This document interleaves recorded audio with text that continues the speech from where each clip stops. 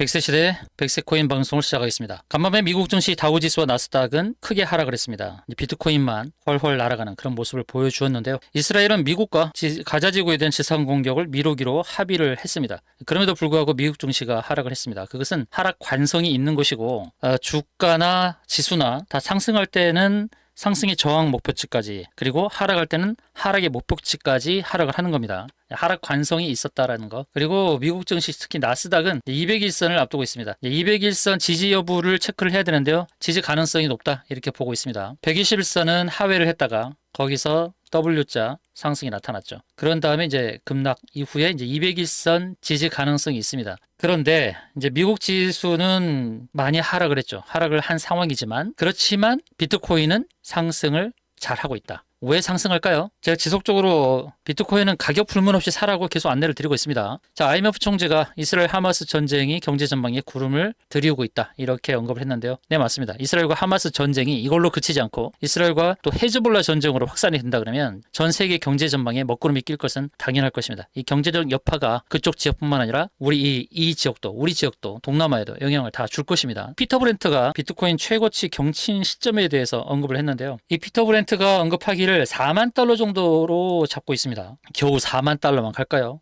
비트코인은 대부분의 알트코인을 밀어내고 암호화폐 시장이 지배적인 자산이 될 것이라고 예측한 바 있습니다. 제가 비트코인을 강조한 이유가 있습니다. 많은 알트코인은 사라지더라도 비트코인은 우뚝 서게 될 것입니다. 다른 알트코인은 단기적으로만 대응하시면 됩니다. 비트코인은 장기적으로 내 자산으로, 내 재산의 일부로 보유를 하시라고 계속 안내 말씀을 드리고 있습니다. 자, 비트코인이 최근에 강세를 보이는 것은 ETF 기대감 때문만은 아닙니다. 내년도 1월 달에 승인 가능성이 높죠. 그래서 현물 ETF 승인에 대한 기대감이 현재 상승에 반영을 했으나, 그러나 더 중요한 것은 제가 비트코인은 도피처 그리고 피난처로 계속 말씀을 드렸어요. 지금 지정학적 위기 속에서 해지 수단으로 암호화폐 사용이 더 늘어날 수밖에 없다. 그리고 제가 지난 영상에서는 바로 이 지정학적 위기에 대한 언급을 계속 말씀을 드리면서 중동에 대해서도 제가 맨 먼저 말씀을 드린 것 같아요. 2개월 전에 중동의 상황에 대해서 제가 미리 말씀을 드렸습니다. 사우디가 이란과 손잡은 중국의 속내에 대해서 언급을 드렸고, 이 중동 상황에서 이란을 예의주시하자, 이스라엘을 예의주시하자 제가 말씀드렸습니다. 그 상황이 지금 펼쳐지고 있는 겁니다. 그런데 저는 이 지정학적 위기가 발생해도 비트코인은 더 상승할 것이다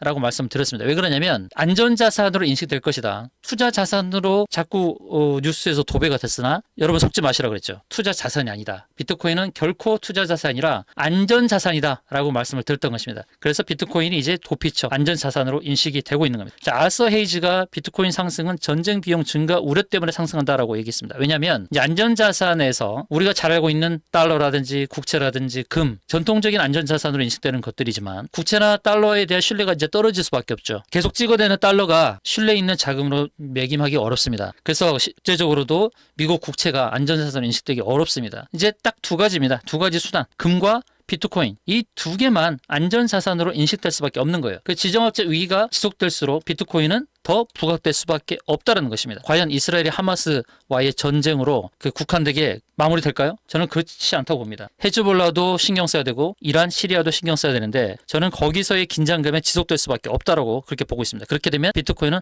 더 부각될 수밖에 없어요. 제가 2개월 전에 계속 지정학적 위기에 대해서 언급한 이유가 바로 이겁니다. 이런 시기가 와도 걱정하지 마시라고 했어요. 비트코인은 더 부각될 것이다.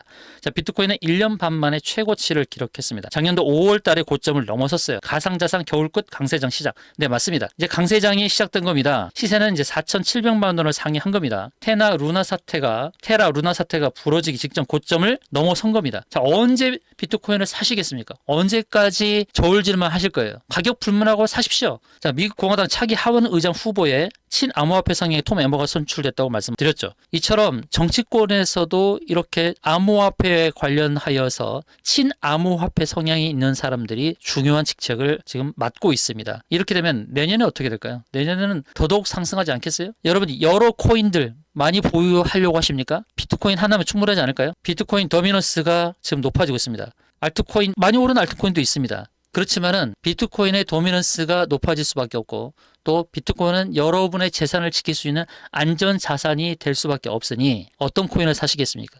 지금 사셔야죠. 자, 비트코인 이제 주봉을 보고 있습니다. 현재 이제 4,700만 원을 넘어섰죠. 자, 주봉을 보게 되면 어떤 느낌이 드시나요? 위로 훨훨 날아갈 수 있는 그런 여건이 마련됐다라는 것을 확인할 수 있죠. 저항이 없어요. 주봉에서 저항이 없습니다. 일봉을 볼까요? 일봉에 저항이 보이시나요, 여러분? 일봉에서 저항이 보이시나요? 저항이 없습니다.